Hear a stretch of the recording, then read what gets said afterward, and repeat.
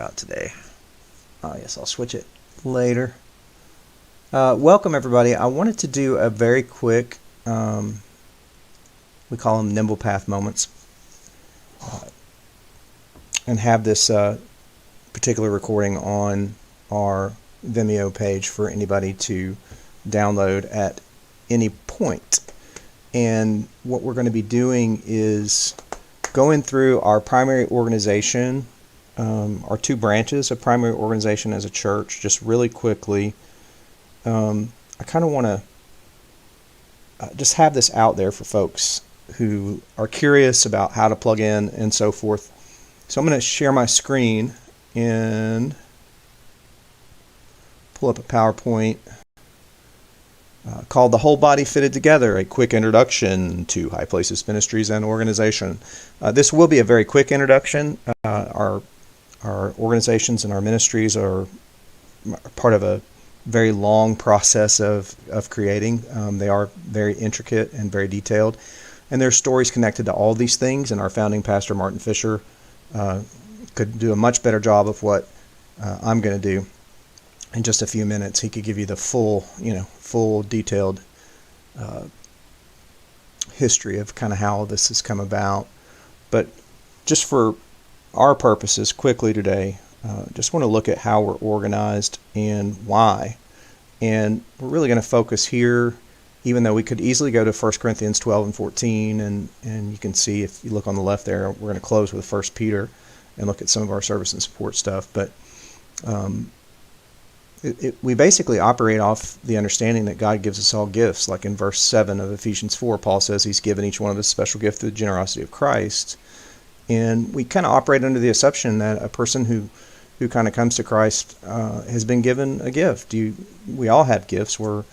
Some of us are wired to teach, and others might be given a gift of helping. And however it is that we're wired, Paul explains this giftedness in terms of a body, and that a body needs all its working parts in order to be fit together and to work. And he does this in a couple of places, but here he talks about the body kind of coming together, the gifts coming together to fit us together perfectly. I mean, we can only imagine if you didn't have a respiratory system, and you did have a functioning circulatory system, then it would really be difficult. In fact, doctors and nurses tell us that the human body might be able to survive the failure of one system, but the failure of two systems at any given time would basically be death for the human body. So we need our systems, we need our body parts. All of us matter.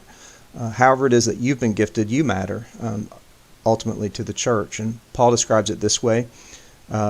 These are the gifts Christ gave the church: apostles, prophets, evangelists, and pastors and teachers. If you've been with High Places for a while, we did a retreat a couple years back on just those 5 particular gifts. There are other gifts he mentions, as I mentioned, in 1 Corinthians 12 and in other places.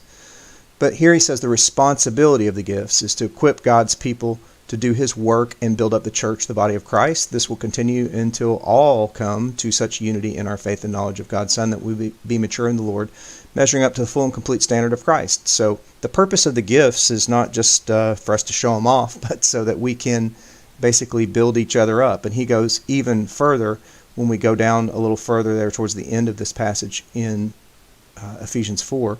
He says he makes the whole body fit together perfectly. As each part does its own special work, it helps the other parts grow so that the whole body is healthy and growing and full of love. And so it's from this biblical idea, this metaphor of the body, that we at High Places sort of structure and organize ourselves, not as an organization, but as a living organism, a body that God has fashioned together with unique members who have unique gifts and unique talents, all of which matter. That each of us, when our bodies are functioning, when we are functioning in our gifts, we basically encourage each other to grow and develop into what Paul is talking about, full maturity in the Lord, measuring up to this full and complete standard. He uses this word fullness, which in the Greek is about completeness, perfection even. When Jesus says on the cross, "It is finished," it's the same word, that teleos word, of fullness, completeness. So Jesus, when he says it is finished, he's saying it's been perfected, it's been accomplished, it's the fullness of this thing has been realized, the teleos of it. So not to overcomplicate it, the whole body is fitted together, and I really like this little image where my mouse is flying around of these points and these lines. We're all connected, we're all different, we're all connected, and we've all been given a gift. And the purpose of the gift that we receive is so that we can help one another to grow and to be complete as human beings and as Christians. And so in High Places terms, we kind of branch this out into two specific areas: touching, teaching, and training, and service and support. And I know we reviewed some of this in our meeting, but I just want to hit it in just a quick flash point, sort of a snapshot here that we can have a video of. We can keep it online for people who want to know more about how to plug into High Places. So touching, teaching, training is first. It's basically the lifeblood of any church. Any church that is not touching, teaching, or training is not really a church. It's more of a country club where people just kind of get together. Our purpose as believers is to touch, teach, and train other people. We know that wherever Jesus went, he was touching them. He was touching, people who were sick, people who felt like they didn't matter, like Zacchaeus, for example, who was a tax collector and sort of an outcast in his community. Jesus made sure to touch Zacchaeus. And so when we read the Gospels, we see Jesus touching everywhere, bringing care and compassion, assistance and healing, and letting people know that they matter, that they have worth as human beings. And so the church is to be about touching in the same way Jesus touched. We're to be about meeting people's needs, touching them where they are, letting them know their stories matter, that they're of value to God. And a church can touch in any number of ways. Not just Sunday mornings. Our touching can happen throughout the week as each of us are moving around and doing the things that God wants us to do. We see also in the Gospels that Jesus was teaching. Literally everywhere he went, he was always teaching. Sometimes, it was publicly, it was in the temple or in a house of worship, so to say. But oftentimes he would just be on the hillside teaching.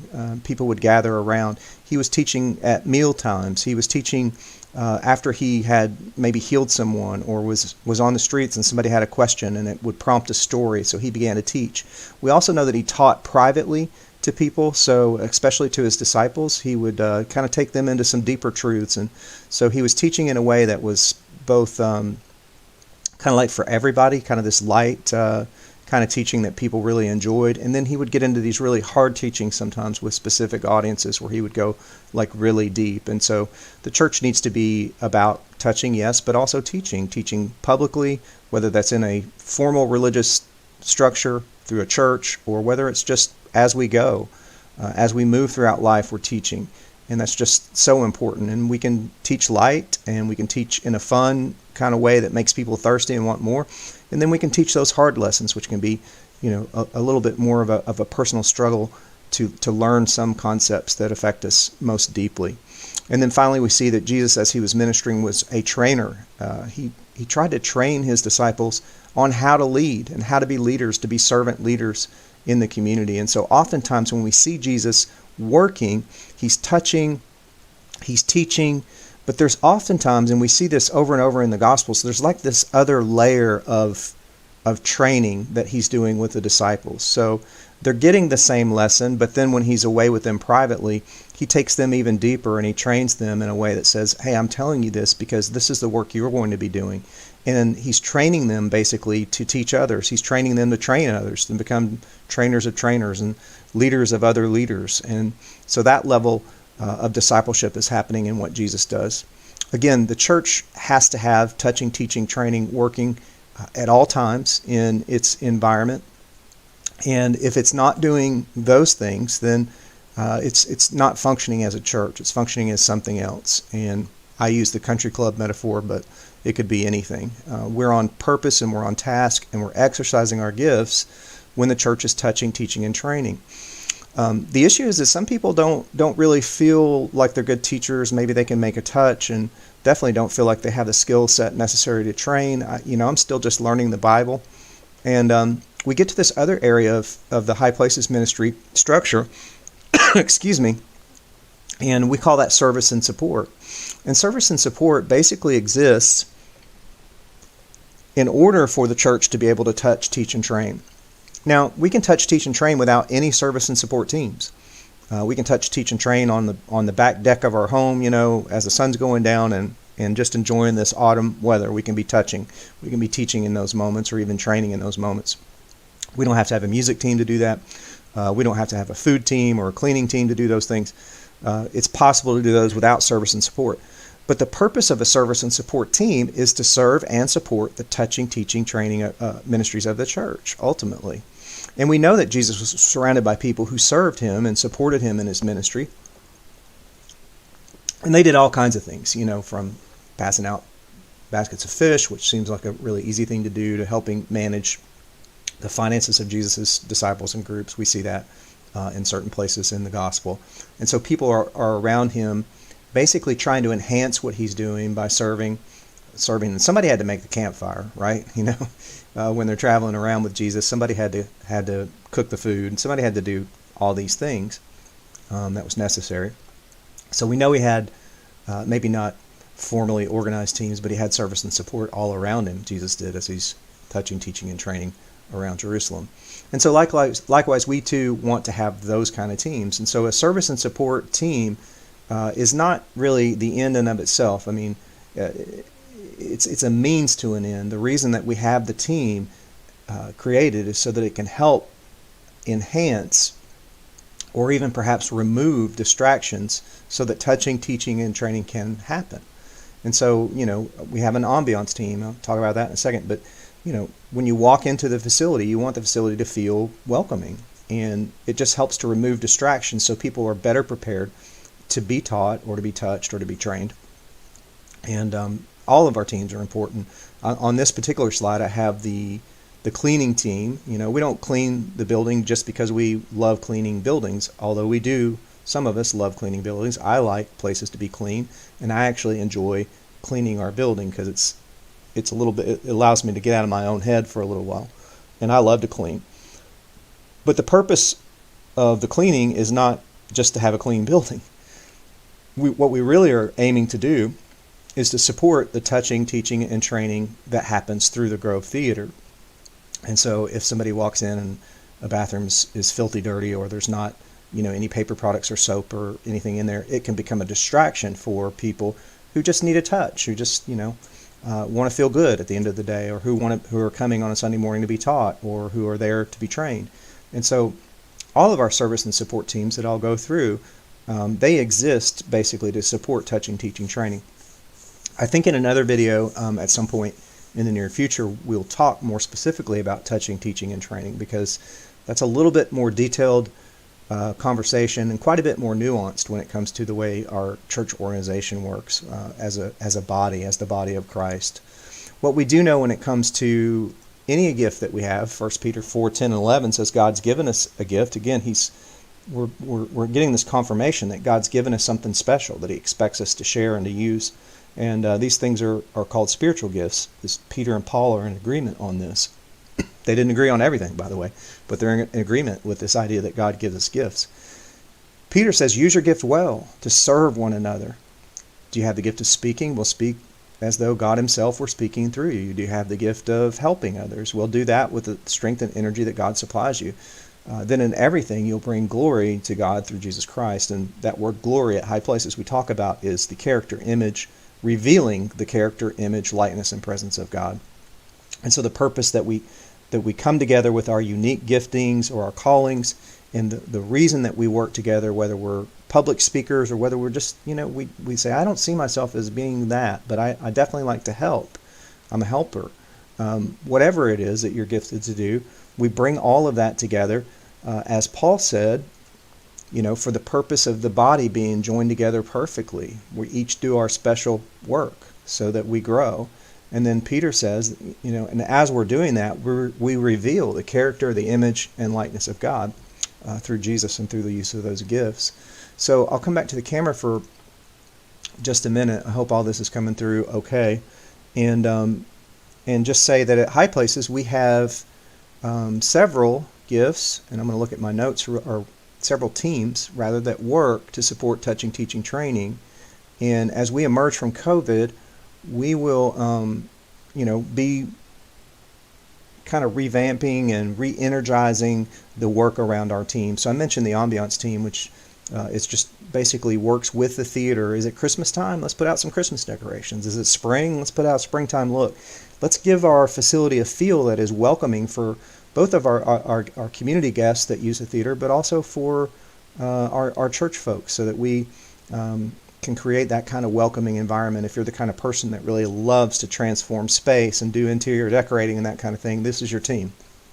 And we'd love to have you there. Our finance team is a critically important team in that we can't always do the things that we really want to do without things like budgets. And we believe in the gift of giving, and that's a form of worship. Well, somebody's got to take those deposits and put them in the bank, and somebody has to pay you the utility bill to make sure the lights stay on. And could we touch, teach, and train without a finance team? We could. It would just be infinitely more difficult to do that. So if you're a good number cruncher, you like numbers and that kind of thing, then see our treasurer, Marilyn Parham, or others to see if you can plug in on that team. I'm taking a drink here, I'm sorry. We have this thing called the touchy-feely team, which is a strange word. It used to be called the extra touch team. And this is a group of folks who basically reach out to someone. They've experienced loss, maybe a death in the family, or they have a prolonged illness, or a sense of grief. Maybe they just haven't even been talked to or contacted in a long time. If you're the kind of person that loves to bake a casserole and bring it to somebody, as a form of comfort, if you're the kind of person that writes cards to people, a lot of times just little pick-me-up cards, for no reason at all, you just like to let people know you're thinking of them. That's what touchy-feely teams do. And we specifically kind of call this team into action when there's been a loss in our church family, or there's somebody in the hospital who needs just that extra touch and wants to know their church loves them and is thinking about them. So if you like to bake a pecan pie or whatever it is that you like to do to show people love, that's a great team to be on for that. Our music team, currently led by Martin, probably one of the more upfront teams in that we see them almost every single Sunday in one form or another, bringing their musical talents to us. But it's more than just Sunday morning music. The music team is about bringing our gifts and talents musically to God for the purpose of bringing people together. And sometimes we come together for, what we might call high praise and worship. Other times we just want to strum the guitar around a bonfire, while somebody's roasting a wiener on a stick. And music just brings people together. Music is a way of communicating life that we kind of all share. And so the music team that includes our choir team, is anything music related that brings people together. So if you have a talent, I don't care if it's just a kazoo, and you're interested in sharing that talent with the church, then please see Martin. We would love to have you, especially as we emerge from COVID. Our prayer team is the easiest team to join. That is run by Carmen Fisher, but just by simply asking her to be added to the list, you'll receive a list of prayer requests that come throughout the week. Usually 2 to 3 emails for specific needs that we pray for. And prayer is important. We, as a church, we should be praying together for situations that we want God to see God move in. We have a security team that works with the fire department, sprinkler team, alarm company, or sprinkler systems alarm company.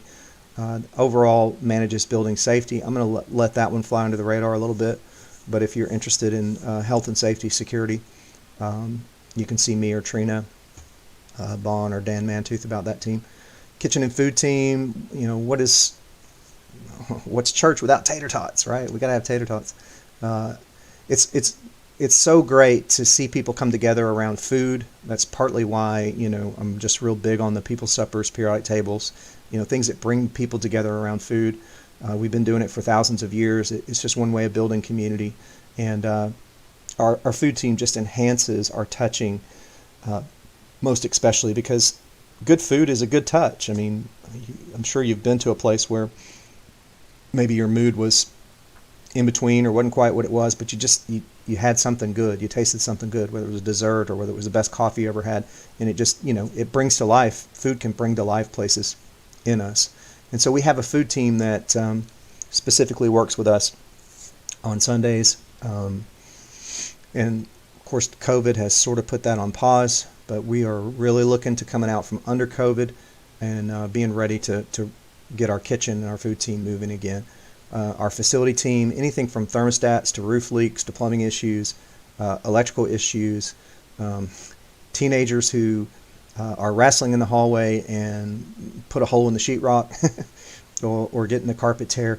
Anything that has to do with our facility, we have a team of people who can either make those repairs and fixes, usually Don Fleischer, or can help us find the people and the resources necessary to keep our facility moving and keep our facility, I don't know what the word would be, functional ultimately, because it's not functional if there's a huge roof leak in there, which we've seen at the theater. Our cleaning team, I talked about that a little bit. Just keeping soap in the dispensers is just a big thing. And I don't know if you've ever gone to a place where there were no paper products in the bathroom or there's no soap or anything. It's not a good feeling, especially if the bathroom isn't clean or if the area feels dirty in any way. Then you don't leave with the best feeling ever. And our cleaning team just helps us make good touches for people, helps remove distractions that might otherwise keep them from being able to enjoy the High Places experience to its fullest. Community events and hosting, as most of you are aware, pre-COVID we're hosting over 100 events per year. I think 2019 was 130 events, which is 3 a week, which is pretty rough to keep all that going. So we need a team of people who can come down and be a friendly face for anybody that wants to use the Grove Theater. Give a tour of the building, be able to answer a question about the building, or maybe even just unlock the door and help people get settled and feel comfortable in this space. And that's what our hosting team does. We also have another side of that, which is the booking side. So we have Melanie and Norma who do some calendar kind of things to make sure we don't double book user groups, and that would be a nightmare if we ever did that. So there's a logistical component to the hosting team. And then there's also that personal touch kind of thing. We do have an excellent audio-visual team. We have Tim Fisher, who is leading that team, does an excellent job. We have Jason Herrera, has plenty of theater expertise that he brings to that team. I always say the audio-visual team is like, for you, if you're one of those people that looks at this big, long soundboard, light board, and everything, and you just want to know what all the buttons do. And I don't. I get freaked out when I look at that stuff. It really complicates me. I'm not good at that. But if you're the kind of person that sees lights blinking and buttons and knobs and sliders and you think, oh, I'd love to know what that does, join our audio visual team. We'll be needing to flesh out and build out that team in the coming weeks. Office and administrative team. Again, this is our service and support. They exist to support touching, teaching, training. It just helps to have paper in the copier, toner in the copy machine. Show up for Bible study and there's no toner in the copy machine and you have this thing you want to pass out. It interferes with teaching. So having a good office, a sharp administrative team is important. It's doubly important when your lead pastor is so scattered and leaves important papers laying everywhere. So a good organization file system is important. Database management, extremely important. We have Jennifer George, who manages our social media pages and our website, and so keeping that stuff up is important. If you like organization, structure, that's a great team to join. Just 2 more. Hang with me. Our photography and our video team. Sometimes things happen that are just so amazing you want to capture them, whether it's in a photograph or in a video. Summer camps are a great example of that. Summer camps videos are amazing. To go back and see some of the summer camp videos we took 20 years ago, and to see some of the campers from 20 years ago who have children who are now coming through the summer camp program is pretty amazing. And to be able to show the children, hey, here's your mom and dad, when they were 12 and they were here, is kind of a neat thing. And we just need people who are willing to, maybe you don't like to be in front of the camera, you like to be behind the scenes, but you don't mind pointing a camera. All these events that we host, things that we do, we used to have a beloved soul, Julie Christ, who loved to take pictures, and she loved to scrapbook. And so we have these wonderful scrapbooks of High Places early history up until the time she passed. And Julie was just amazing at capturing things and then putting it in a scrapbook form. And if you love to scrapbook, if you love to take pictures, that's a great team for you. Finally, there's the sort of the Extra Touch community team. oftentimes church members or people from the community can fall on a difficult situation that could lead to missed utility payments, homelessness, other issues. Sometimes folks just need a ride to church, or they need a ride to a job interview because they don't have reliable transportation. Whatever that extra touch might be, Chad O'Neill, as our youth pastor, he's taken the lead on working with families or community families, church families who have special needs or falling on difficult times and just need that kind of extra touch from the church. And if you have a heart for serving people in that situation, that's a great team for you to plug into.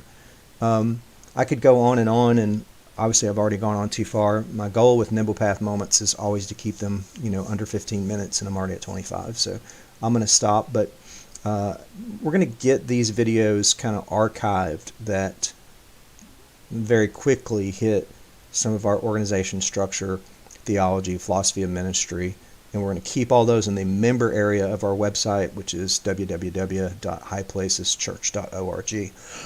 And that way we'll always have them. If somebody needs a review or kind of a refresher on a team or how we're structured, or a refresher on our theology or our philosophy of ministry, those things will be there. But I wanted to get that out there prior to news and notes so that I could link this video in the news and notes that goes out for folks that want to know more. There's a ton more. I didn't even touch, no pun intended, the touching, teaching, training side of it, just because that's a really complicated conversation to have.